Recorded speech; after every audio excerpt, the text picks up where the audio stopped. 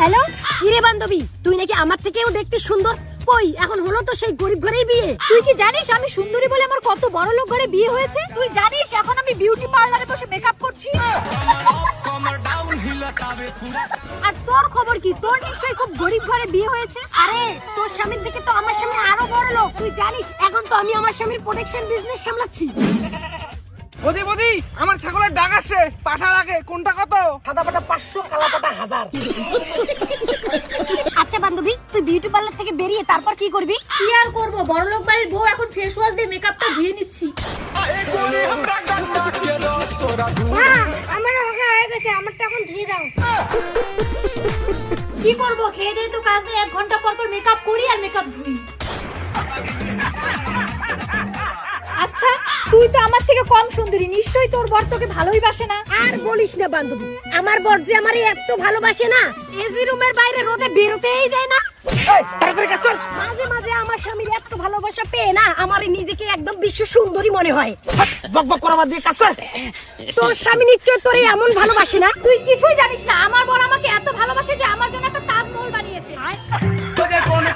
আর জানিস আমার বর তো আমার জন্য মদ খাওয়া ছেড়ে দিয়েছে। আজ পর্যন্ত আমার গায়ে হাতই তোলেনি। এই শালি, আজকে বেগুন পোড়া দিসনি কেন? দাঁড়া, একটা 60 খেয়ে আসি, তারপর তোকে মেরেই ফেলবো। বান্ধবী এবার তুই বল, তোর স্বামী কেমন? আরে আমার স্বামী তো মদ খাওয়ার সময়ই পায় না। আমার স্বামী তো রিয়েল এস্টেটের ব্যবসা করে, জমি কেনে আর বেচে। আরে লাগবে নাকি? জাঙ্গিয়া প্যান্ট, স্যান্ডেল গেঞ্জি, জামা কাপড়, স্যুট প্যান্ট মাত্র 50 টাকা পিস। এটাই তো স্বামীর মেইন বিজনেস। আচ্ছা তোর স্বামী কিসের বিজনেস করে বললি না তো? আরে আমার স্বামী তো একটা দুটো না 10টা কোম্পানির মালিক, লোহা টিনের ব্যবসা করে। আছে নাকি ভাঙা চূড়া, লোহা ভাঙা, টিন ভাঙা, পুরানা বই খাতা? আরে আমার এখন স্নান করার সময় হয়ে গেছে, তুই স্নান করবি না? আরে বান্ধবী, চান তো করবই, তার আগে আমার স্বামীর জন্য ফলমূল কাটতেছি। আচ্ছা। একটু পরে সেই খাবে তো, বড়লোক মানুষ তো ফলমূল ছাড়া আবার কিছু খায় না। এই নাও তোমার সেরা জাঙ্গিয়ার সেলাই কমপ্লিট। বাহ, আবার 5 বছর পুরনো জাঙ্গিয়াটা আবার করতে পারবো।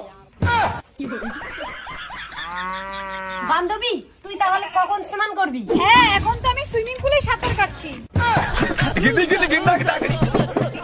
ঠিক আছে বান্ধবী, এখন আমি রাখি, ভালো করে স্নান করি আর তুইও স্নান কর। ঠিক আছে বান্ধবী, এখন তাহলে রাখ, আমিও সুইমিং পুলে সাঁতার কাটতে যাব।